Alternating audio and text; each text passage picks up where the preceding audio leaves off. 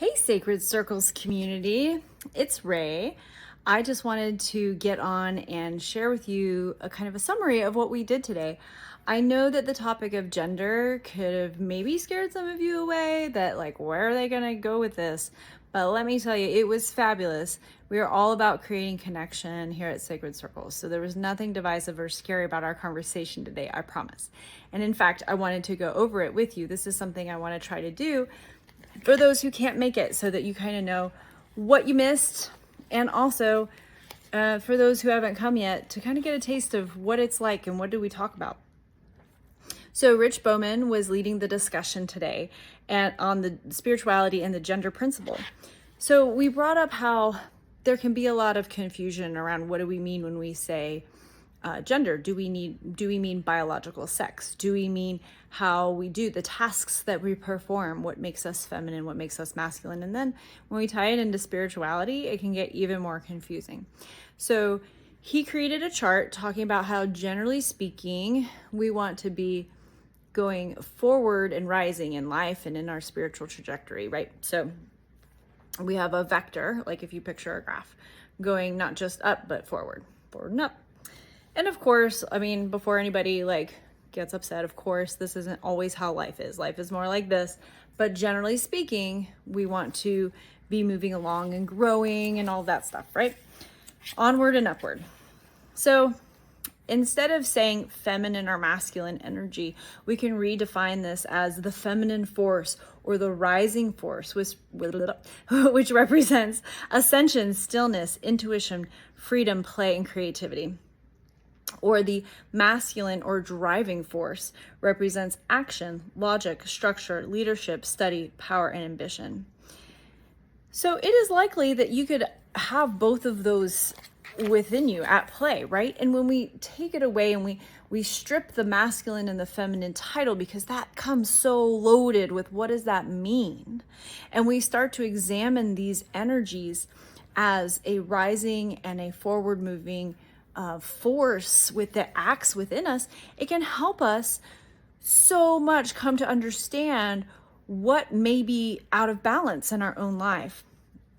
And so this is totally according to Rich. He identified the rising or feminine energy as the phoenix, and the driving or masculine force as the tiger.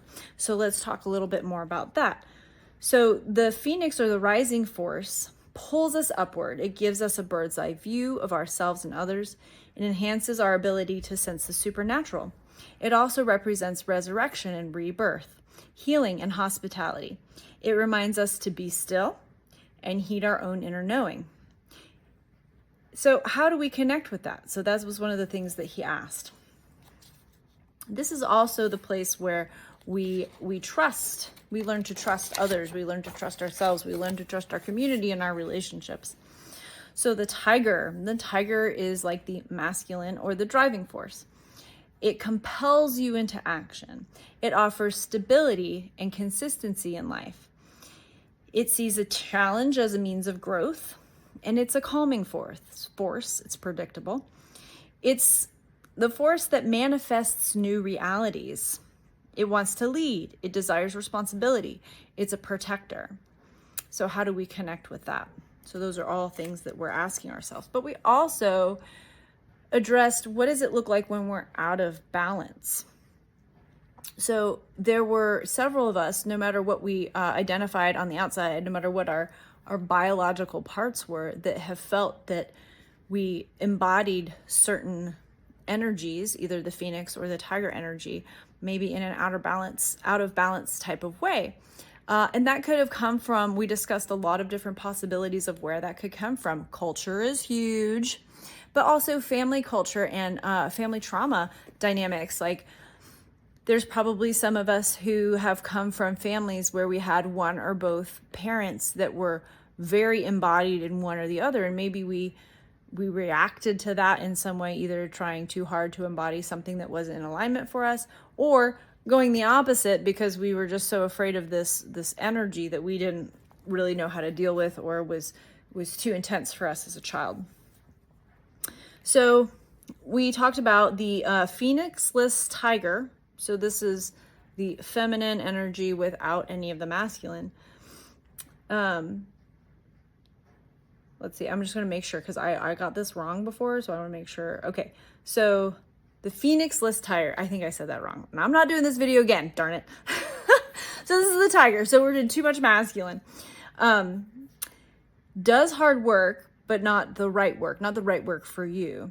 So too much moving, too busy, but not progressing. So that's when we're doing, but nothing seems to be coming to fruition, or we're in avoidance because we're just too busy keeping ourselves busy to not be still, or we feel like we find our value in our productivity. Okay. So eek, maybe I said something that you could identify with, like, oh yeah, been there. I know I've been there. And then the tigerless phoenix. Okay. So this is the feminine without the masculine, or is imbalanced, is stuck in research, stuck in thinking, work that's avoiding the work, right? And we brought up the fact that there's no failure when you don't do, right? So your ideas and you're saving the world in your head is really, really awesome when nothing challenges it, because it's all up here, it's all mental, it's all discussion. So the ultimate failure protection is not to try. We talked about that. So that's the phoenix energy without any tiger energy. And so we talked about finding the balance of being the phoenix and doing the tiger. Let me see. I want to make sure I get everything before I let you all go. Okay, so, and we talked about how there's patience that's involved in any of this. So there's different ways that we can apply this in our life. So sometimes we have tiger energy first. And Rich said it's like having a crock pot meal, right? So you do all the chopping, you do all the prepping, you do all the planning, and then you throw it in the crock pot, and then you're just like waiting to see what comes. And it often takes a long time to cook in the crock pot. So if you're like every hour, like, is it ready? Is it ready? Is it ready? Like, did you know that if you take the lid off a crock pot, you can actually like mess up the whole thing? So there's this idea of where we aren't patient enough, where the phoenix energy is then, you know that you've done the work, you've done the tiger part, and the phoenix energy is making the magic happen.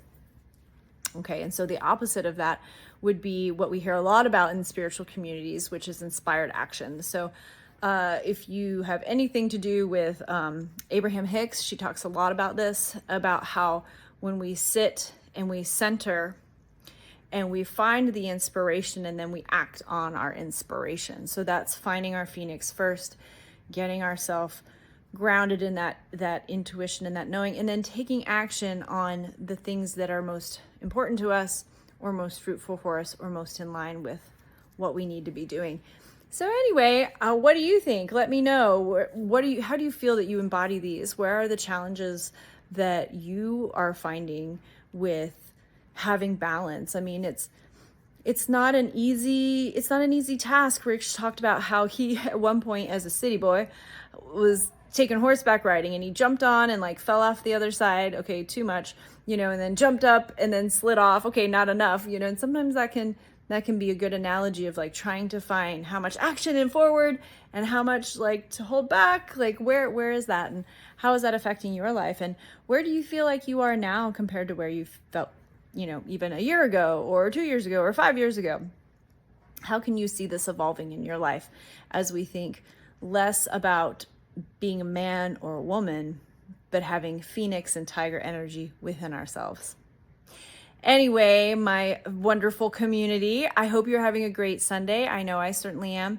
And I hope this has given you something to think about and aids in your growth.